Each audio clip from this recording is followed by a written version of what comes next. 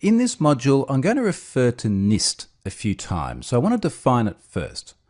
NIST is the National Institution of Standards and Technology, and they're classified as a measurements and standard laboratory.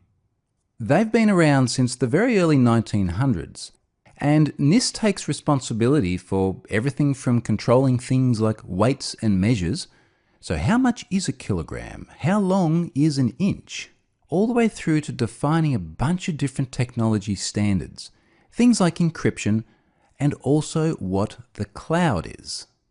This PDF, the NIST definition of cloud computing, is often used as a canonical resource for describing precisely what cloud is.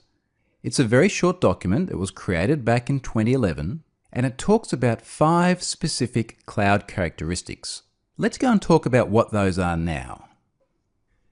The first characteristic that NIST talks about is on-demand self-service. Now, what they're saying here is that a consumer should have the ability to provision things like server time or network storage as needed. And not only as needed, but to do so automatically and without requiring human interaction. The way we see that manifest itself in modern cloud computing is that you go to the cloud provider's portal and you say, I would like a server, or I'd like storage, or I would like a service. You click some buttons and it is automatically provisioned. It may take a few minutes, but there's no human at the other end plugging in servers or provisioning virtual machines. It happens on demand and via self-service. The next characteristic is broad network access.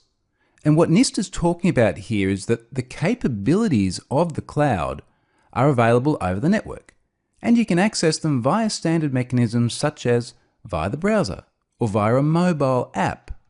I can go into a portal, such as Amazon's AWS, over the internet in my browser and then provision those on-demand self-service services. Resource pooling, and this is a really key characteristic of the cloud. In days gone by in that on-premise model, you may have a server which does a thing. For example, this is the finance server. It services the finance department and it does purely finance things. Nobody else uses it. Its resources are not in any way pooled. When we talk about resource pooling, now we're talking about the cloud provider having physical resources which are used by multiple consumers. You'll often see this referred to as a multi-tenant model. Now, those tenants may all get their own logical units of that piece of physical machine, but it is the one underlying physical piece of hardware. That hardware may be divided up and allocated dynamically to different consumers, therefore pooling that one resource across different tenants.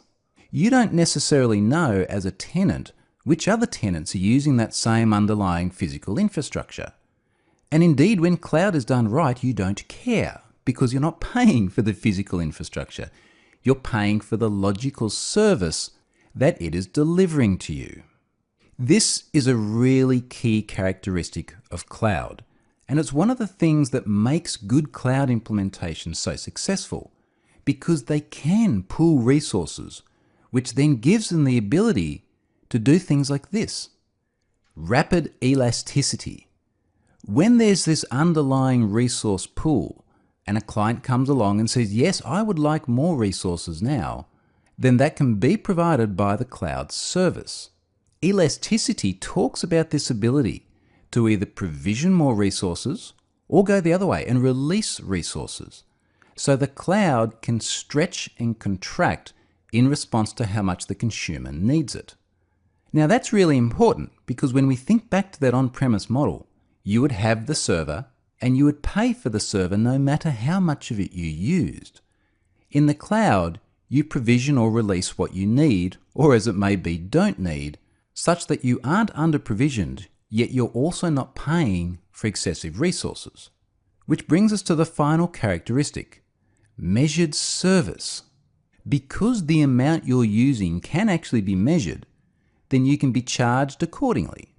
I myself often use cloud services in a way where I say, hey, I'm about to do something where I actually require a lot more, say, database power.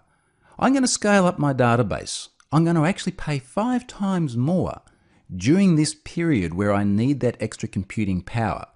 And I can do that because I have rapid elasticity in my cloud service. And I'm going to pay for it right up until the point where I decide to release those resources. And then that rapid elasticity will let me contract and the amount I pay will go back down.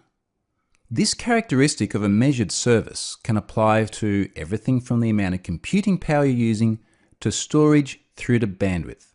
And certainly, different services in different cloud providers will measure services differently. But the one common characteristic they have, as according to NIST's definition, is that what you pay will depend on how much you use. These 5 characteristics are absolutely fundamental to the way the cloud runs. The next thing I want to go and look at, though, is also extremely important to understand, and that's infrastructure, platform, and software as a service. Let's go and look at those now.